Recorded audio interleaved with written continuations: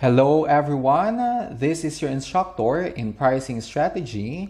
Still, our topic for today is introduction, pricing as an element of the marketing mix. This is the second part of the introduction, pricing as an element of the marketing mix. Last time, I discussed the commercial exchange, the price, some terms used to mean price, and the difference between price and cost. Let's now proceed to pricing as a marketing activity. Marketing activities are those actions an organization can take for the purpose of facilitating commercial exchanges. So, in other words, marketing activities are those activities of a business that facilitate commercial exchanges. Wherein yung business, ipro-provide niya yung product niya sa kanyang buyers in return for an amount of money which is called price. So there are four categories of marketing activities that are particularly important. There are four categories of marketing activities which are traditionally known as the four elements of the marketing mix. So when you were taking your marketing subject, na-discuss na to sa inyo. They are product, distribution, promotion, and pricing.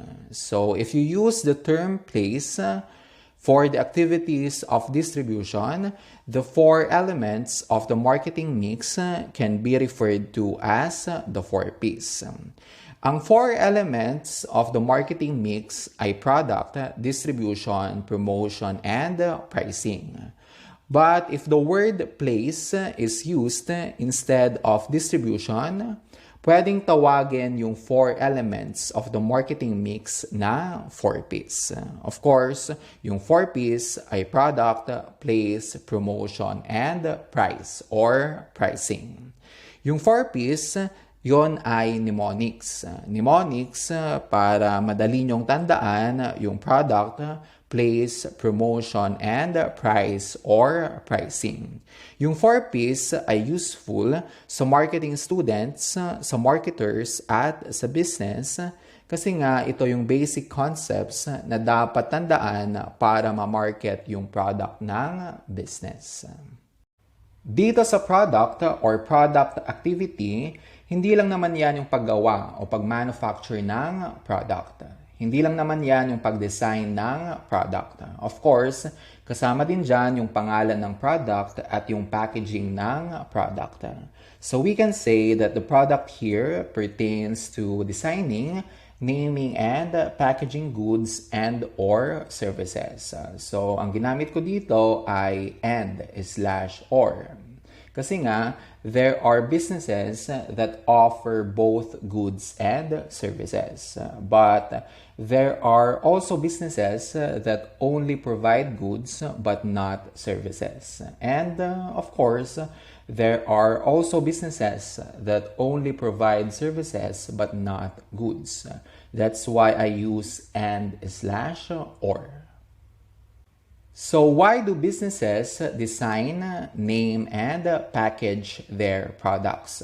Of course, that is for customer satisfaction.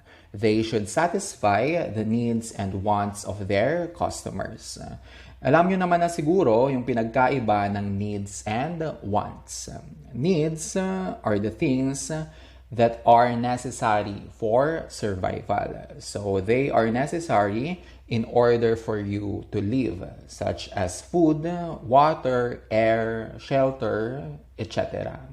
Yung wants naman, they are the things that you desire, but you can still live without those things that you desire. For example, television.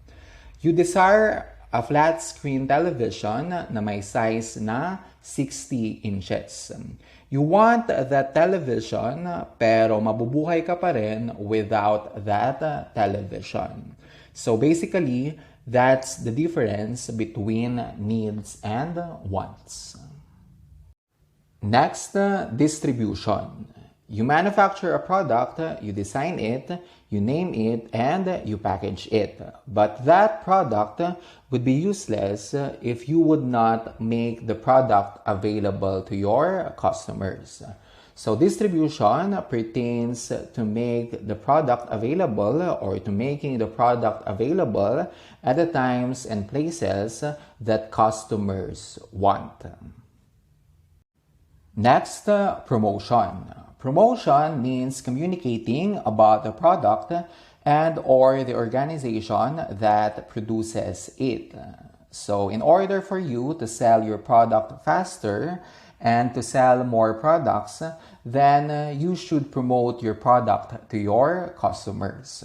You should communicate to them that your product exists. You should communicate to them that there are benefits that they can get by getting your product. Of course, an effective way to promote your product is through advertisement. That's why may mga nag-advertise ng kanilang product sa TV at sa radyo. May nag-advertise din sa social media. Sa TV at sa radyo, of course, mahal mag-advertise dyan. Depende sa haba ng advertisement, depende sa kung ilang beses mag-a-appear yung advertisement, depende kung anong oras mag-a-appear yung advertisement.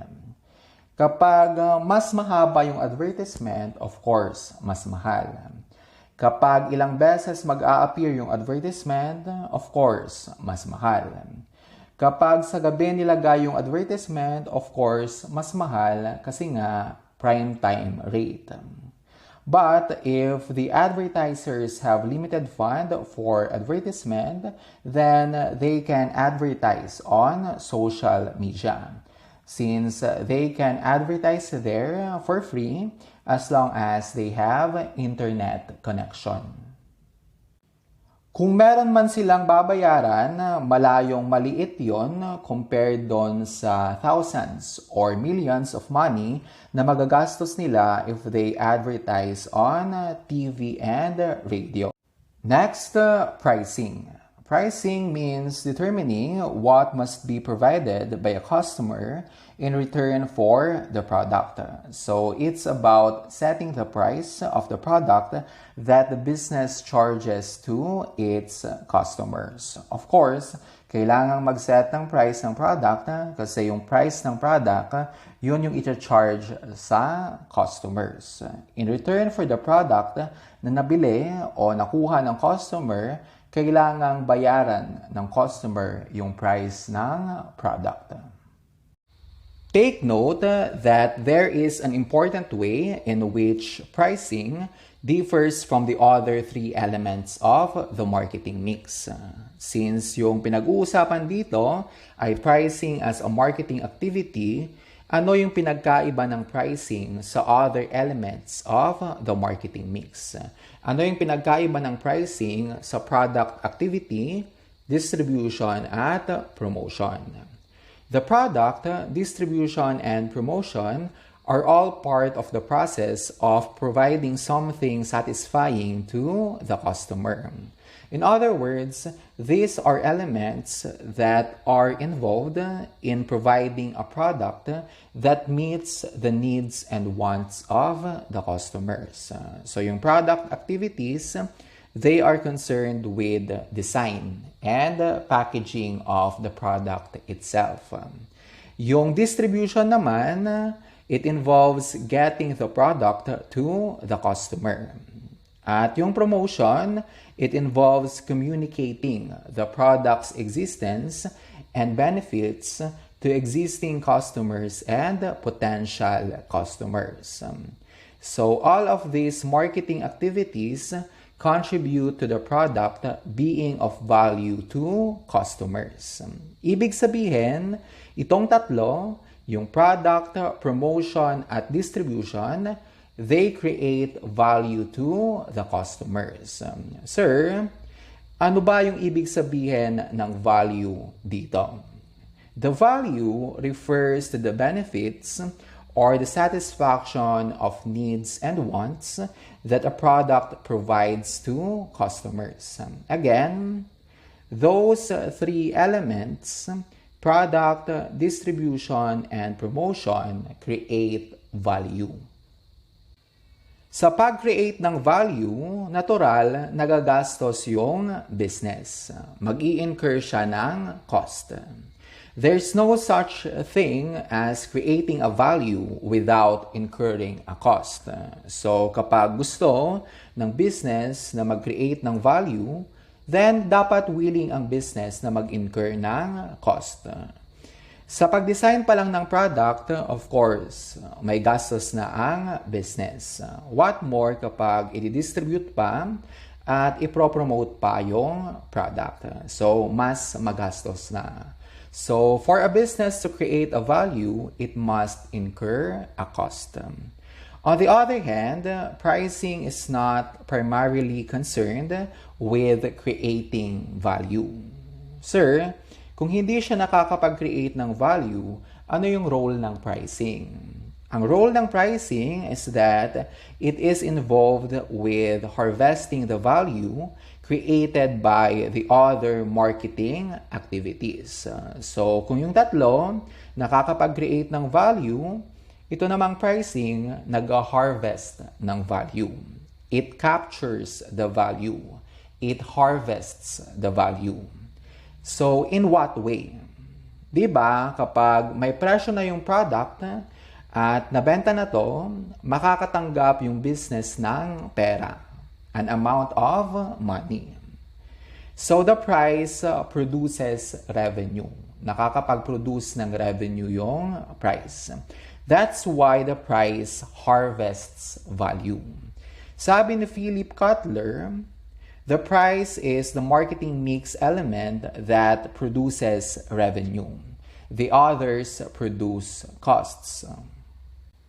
Yung revenue, it's either a sales revenue or a service revenue. Yung sales revenue, ito yung revenue kapag nagbenta ka ng goods. Ito yung revenue mo kapag nagbenta ka ng tangible product or goods. Yung service revenue naman, as the term implies, yan naman yung revenue kapag nag-render ka ng service. So, as a summary, the product, distribution, and promotion create value, while the pricing harvests the value created by the other marketing mix elements. Next, the marketing concept. The marketing concept can be expressed as follows. The key to business success is to focus on satisfying customer needs. Ang ibig sabihin nito, whenever a business is carrying out its marketing activities, it should work towards satisfying customer needs. Dapat nakafocus siya sa kanyang customers. Kapag yung business ay nakafocus sa kanyang customers, then there's a greater possibility that it would achieve a long-term success. Kung yung business, nakarely lang siya sa kanyang opinion at ini-ignore niya yung opinion ng kanyang customers, then there's also a greater possibility that it would not achieve even a short-term success. So basically, that's the marketing concept. It's a customer-focused concept. So in order for a business to become successful, it must focus on the needs of its customers. Let's now proceed to the pricing activity. The marketing activity of capturing the value created by the other marketing activities is obviously of essential importance to a business organization. Since yung pricing ang nagka-capture ng value, then hindi dapat baliwalain ng business ang pricing. Siyempre, yung price ang nagbibigay ng revenue sa business. Yung price yung nagbibigay ng income sa business. If there is no attention to pricing, a business organization cannot be viable. Viable means feasible. So, kung hindi binibigyan ng attention ng business ang pricing, hindi siya magiging feasible in terms of financial aspect. The activity of making decisions about prices consists of two general components. So kapag sinabing pricing activity, dalawa lang naman yung components niyan. There are two general components of the pricing activity. Yung una, price setting, which consists of decisions about individual prices. So, magkano ba yung product mo? Magkano ba yung isang unit ng product mo? That is price setting. Yung pangalawa, establishing pricing policy, which involves decisions that guide and regulate the setting of individual prices. So, hindi lang basta-basta nagsiset ang business ng price ng kanyang products. Dapat meron silang pricing policy that would guide them in setting the prices well. Kapag meron kasing pricing policy ang business, alam niya kung kailan magtataas ng presyo, kailan magme-maintain ng presyo, kailan pwedeng mag-offer ng discount, etc. So when we say pricing policies refer to the rules of the business that govern particular price setting decisions. Next, participants in the pricing activity. So these are the persons who are involved in the pricing activity. In a small business organization, the owner or manager will be heavily involved in and most responsible for pricing activities. So for example, a sole proprietorship business. A sole proprietorship business is a business organization that is owned by only one person. Let's say, sari-sari store. Of course, yung magdidictate ng presyo ng product ay yung may-ari ng sari-sari store. In a large business organization, it is likely that many people within the organization will play a role in pricing activities. Let's say corporation. Of course, most of the corporations have branches and departments. That's why many people are involved in setting the prices. Some of the individuals in a large organization who play a role in pricing will have very direct pricing involvement and responsibility. In other words, may mga tao sa large organization na merong direct role sa pagset ng prices. For example, sa department store, yung may direct role sa pagset ng price ay yung merchandise buyer. Kung sino yung bumibili ng merchandise. Siya yung magsiset ng price doon sa product na ibebenta niya sa department store. Another example, sa large consumer products organizations, ang may direct responsibility sa pagset ng price ay yung brand's product manager. Sa mga companies naman na nagbebenta sa business customers, usually yung salespeople at yung managers ang may direct role sa pagset ng price. Sa service industries naman, gaya ng airlines at hotels, meron silang tinatawag na pricing department with specialists na magaling sa revenue management.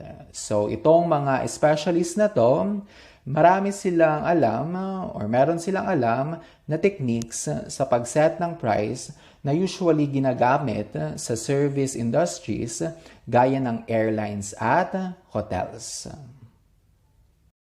There are also many people in a large organization who participate in pricing activities but who do so in a way that is less direct. In other words, since less direct yung kanilang roles, they help the business organization in setting the prices. For example, employees in the accounting department. Of course, sa accounting department, most of the people there are accountants.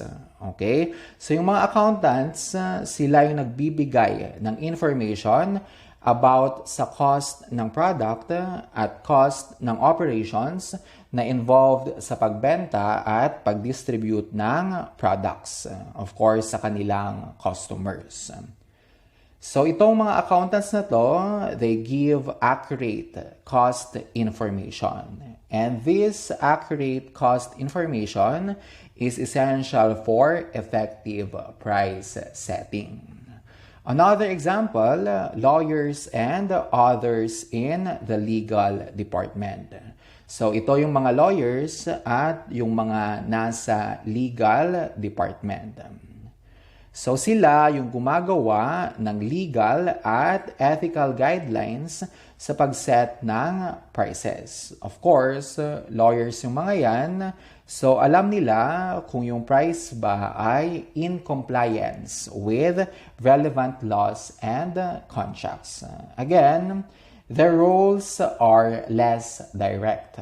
But although their roles are less direct, they give information and provide guidelines that could help the organization in setting the prices well.